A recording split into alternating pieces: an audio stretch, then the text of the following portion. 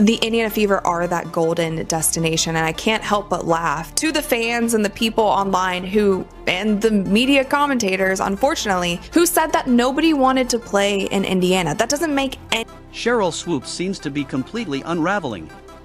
She boldly stood up, puffed out her chest, and declared with full confidence that Caitlin Clark and the Indiana Fever wouldn't be able to attract top free agents. Fast forward a few months, and Indiana has pulled off one of the most successful free agency runs in WNBA history. Meanwhile, Sheryl is left looking like a malfunctioning Magic 8 ball, consistently wrong, desperately shaking for a better prediction. Someone might need to check on her, because Indiana's dominance has completely wiped out whatever credibility she had left. In the Fever, we're like, y'all. That's not my point. There's a lot of other shit going on that players are like, this ain't where I want to be. Over there. Yeah. Yeah. Some new shit it's going a on lot. around there. It's a lot.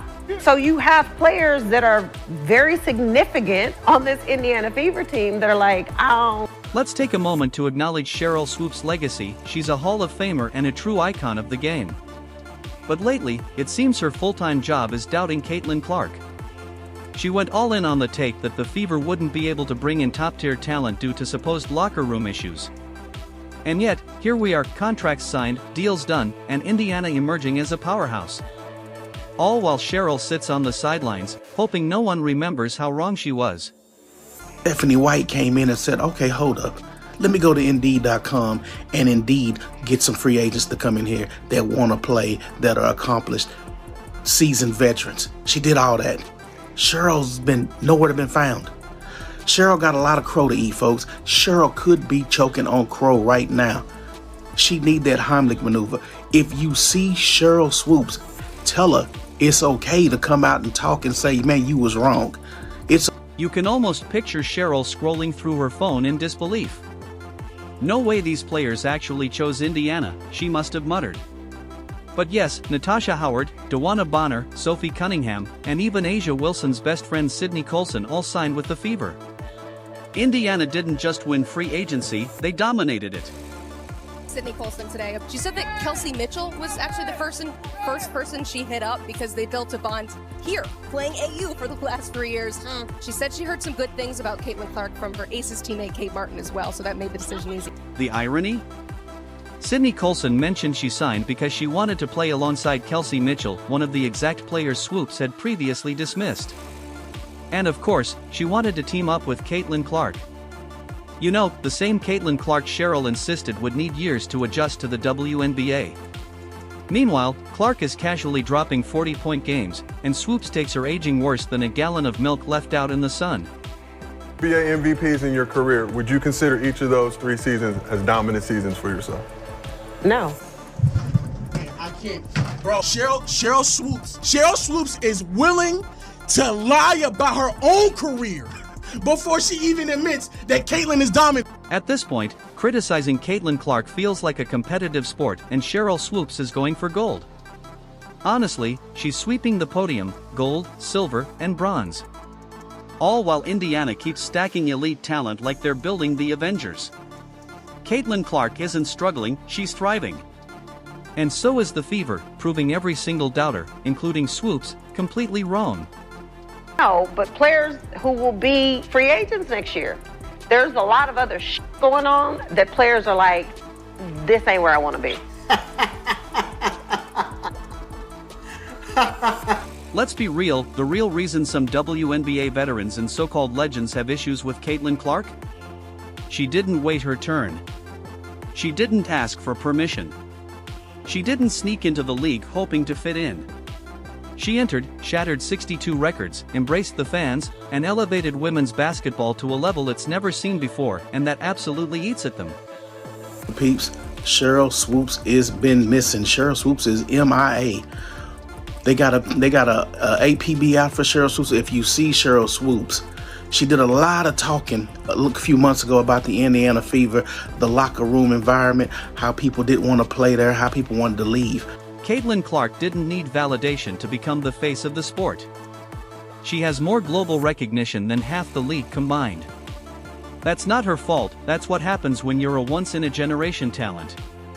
Swoopes, Angel Reese, and Asia Wilson, the entire anti-Clark brigade, will have to live with that.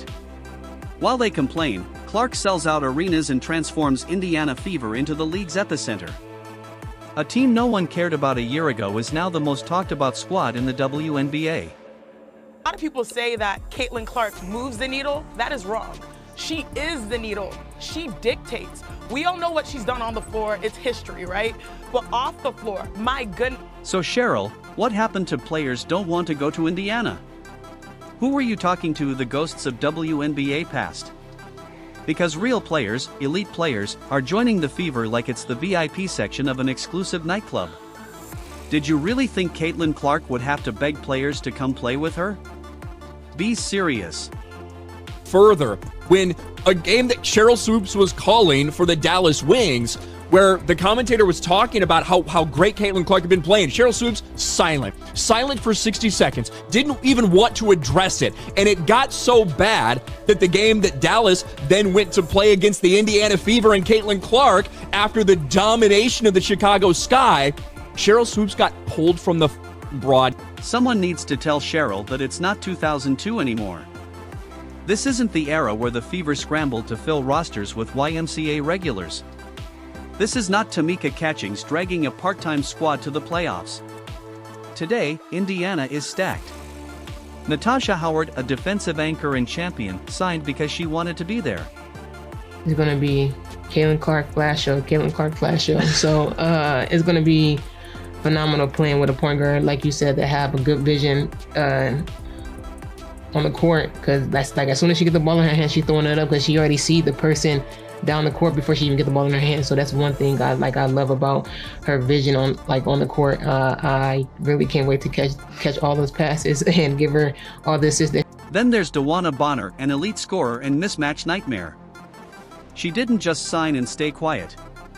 She hit Twitter, defending the Fever and setting the tone before even touching the court. I think she's a great player. I'm happy to be on the side of her now instead of guarding her. Of course, she's a dynamic player, and you see that and what she's done in her rookie year. And I'm actually excited to see what she's going to do her second year in the league, and with a little bit of, more experience and understanding a little bit more. Sophie Cunningham brings fire, attitude, and trash talk to fuel an entire season. And yes, she also signed to play alongside Caitlin Clark. To be honest, I am just so excited to be here. I'm from the Midwest, and so for me to kind of get back to my roots and be close to my family, I'm so excited. Like, when I say that I am refreshed and I am motivated, and I just kind of feel like my spark is back. Everyone thinks I've been feisty. You've not even seen the feisty side of me yet, so this should be really fun. But for me, I'm excited to be closer to home. I'm excited to deep dive into the community of Indiana.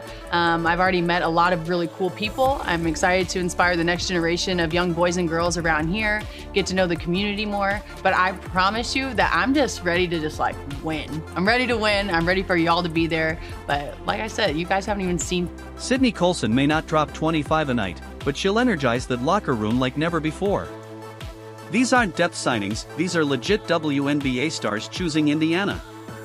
They're joining the Fab Four: Caitlin Clark, Aaliyah Boston, Kelsey Mitchell, and Lexi Hull.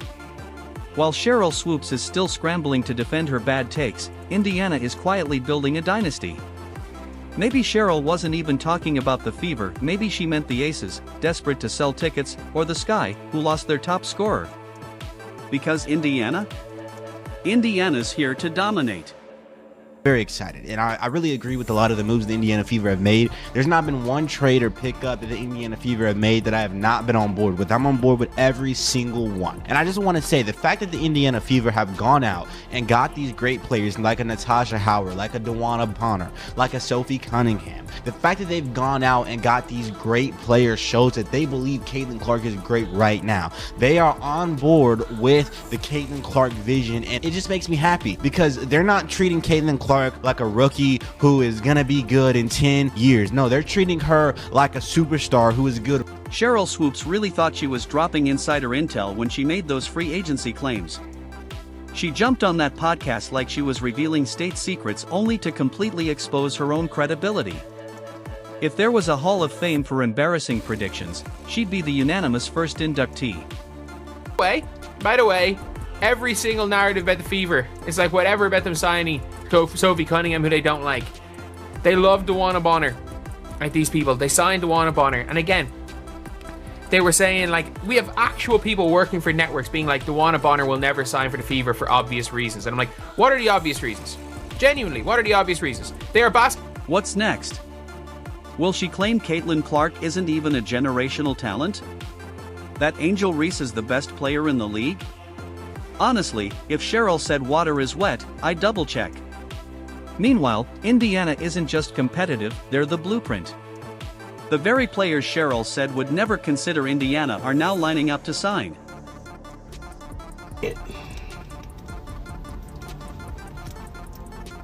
I'm really trying here not to crash out, okay?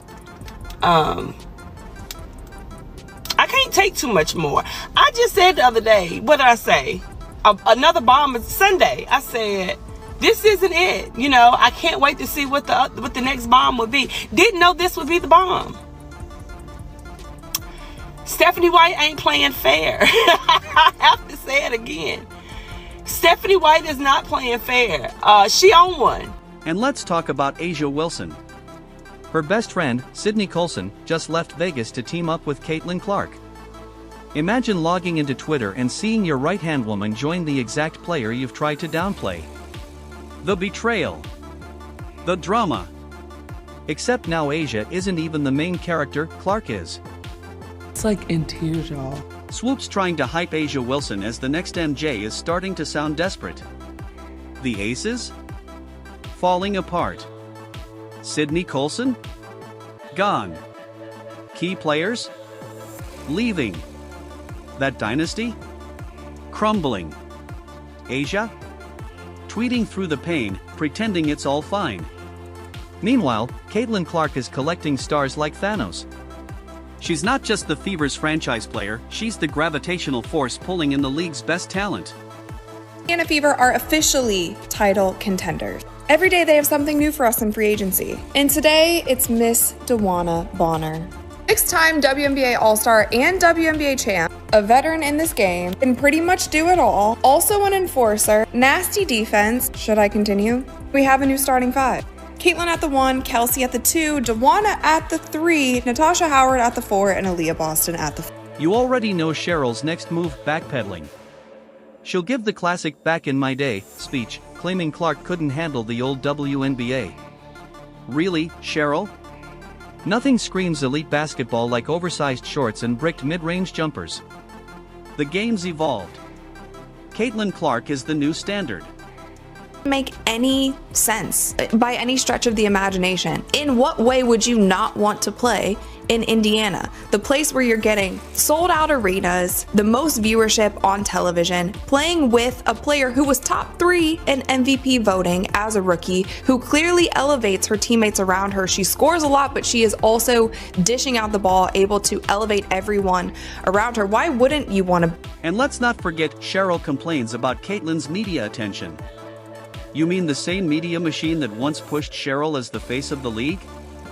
Funny how it was fine then, but now it's a problem. It's not analysis, it's insecurity. Say she wouldn't be good. What I said was I didn't think Caitlin or Angel would come into the league and dominate immediately, which I don't think either of them did. Respectfully, there is absolutely no way, even when we're trying to sit here and play semantics about dominating, there's no way that anyone could ever leave this season in saying that both Caitlin Clark and Angel Reese didn't dominate. You would have to further explain what dominance means for you to not sit here and say that a player who is leading the league in assists while averaging 19 to 20 points didn't dominate that. While other teams are scrambling, Indiana looks scary. The Aces window? Slammed shut.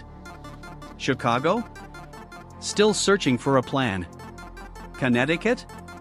Imploding. But the Fever? They're here, they're serious, and they're coming for a title. Caitlin Clark is a polarizing figure. People gravitate towards her. It's okay. Caitlin Clark's success doesn't diminish what Sheryl Swoopes accomplished. Caitlin Clark's arrival doesn't diminish anything that they've done. I don't get this old guard. People wasn't phonetic. It wasn't buzzing. The WNBA, and people didn't talk about it like they do. Instead of being upset about it, That's why Sheryl's spiraling, she sees it happening. Caitlin Clark isn't just the future, she's the present. The way she pulls from the logo like it's nothing? That's different. The way she embarrasses defenders with no-look passes? That's generational. She's already breaking records, and she's just getting started. When she wins MVP in year 2, Sheryl's meltdown will be legendary. She'll be on every podcast ranting about how the game's changed.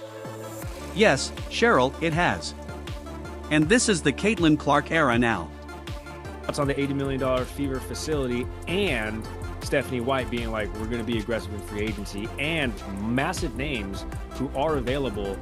And I think, this is my bold prediction, the Indiana Fever are going to be playing for the WNBA title next year. Wow. They have their cornerstone pieces under rookie contract. Caitlin Clark isn't here to play nice. She's here to dominate. She's coming for the MVP, the title, and the entire league. Indiana's front office has been cooking all off-season. And somewhere in the background, Sheryl Swoopes watches like the villain in a bad movie, arms crossed, mumbling, "This ain't right." No, Sheryl, what's not right is the outdated agenda you've been pushing. The WNBA isn't waiting for your approval. Caitlin Clark is already the biggest name in women's basketball. And Indiana? They're about to take over the league. Don't like it? Get comfortable, this is just the beginning.